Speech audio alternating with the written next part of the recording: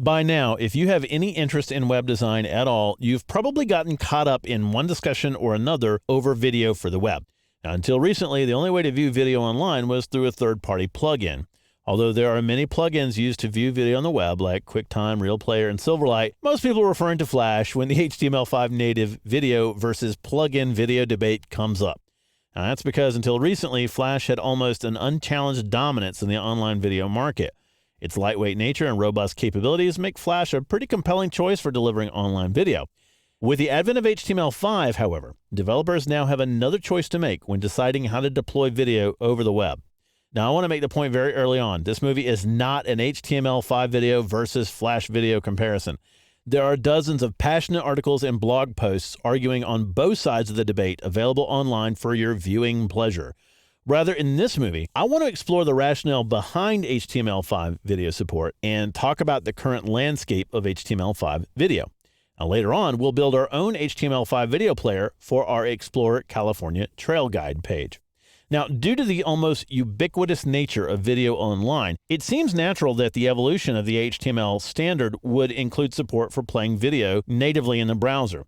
This would free developers from worrying about plugin support, versioning, or complicated deployment scripts to ensure cross-browser compliancy. Now, to that end, the HTML5 specification contains the video element. If you want to put video in your page, all you need to do is something like this. That's it. No muss, no fuss. When the user opens the page in the browser, the video is just there and ready to play. Awesome, right? Yeah, well, almost. As with most things, it's never really that simple, and HTML5 video is not without its issues.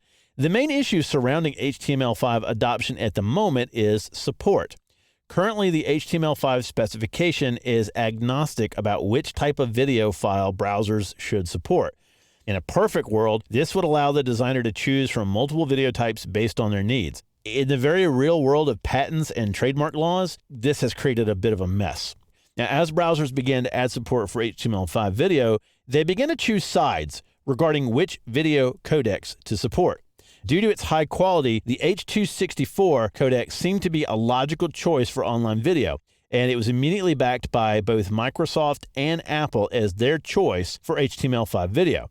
Now, Firefox and Opera, on the other hand, both backed the OGG Theora format out of licensing fears. Although the quality of the Theora codec isn't quite as good as the H.264 codec, it is open source, whereas the H.264 codec is covered by patents, which could create licensing issues in the future, especially if the patent holders choose to change the patent agreements in the future, as soon as the ones that they have now run out. Now, Apple and Microsoft dismiss these concerns, and they respond by pointing out that they're worried that the OGG Theora codec might be vulnerable to patent challenges from other patent holders. Even though it's open source, they're saying, hey, some of what's in the codec could be brought to suit by other patent holders claiming infringement. Now, Google took the very unusual position of supporting both file types and has recently created even more of a stir by releasing their own VP8 codec as open source. Now, the VP8 codec is a great codec. It's open source now, and it seems to solve the quality problems that the Theora codec presented and the patent issues that the H.264 presents. All right, you following along with me now?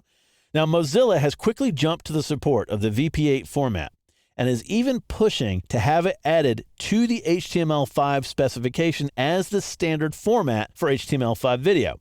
As you can tell, the HTML5 video space is far from finalized. So where does that leave us?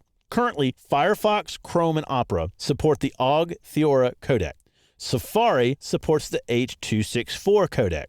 Chrome supports both the H.264 and OGG Theora codec, and future versions of Firefox, Opera, Chrome, and Internet Explorer will all support the WebM VP8 format. So the VP8 codec is wrapped in a WebM file type.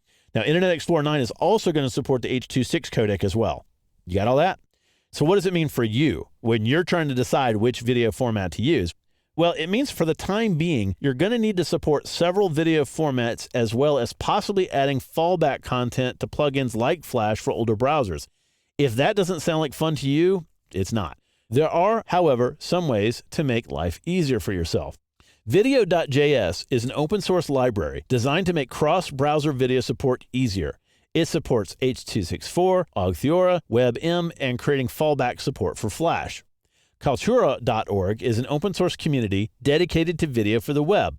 They've released the HTML5 Media Library, which is another open source library that makes it easy to create cross-browser compliant video players. You can skin them, add subtitles, and even provide fallback support for Flash and older browsers. Now, if you want to learn more about video codecs and their support in HTML5, I again recommend Mark Pilgrim's excellent chapter on video in his Dive into HTML book, which is available online.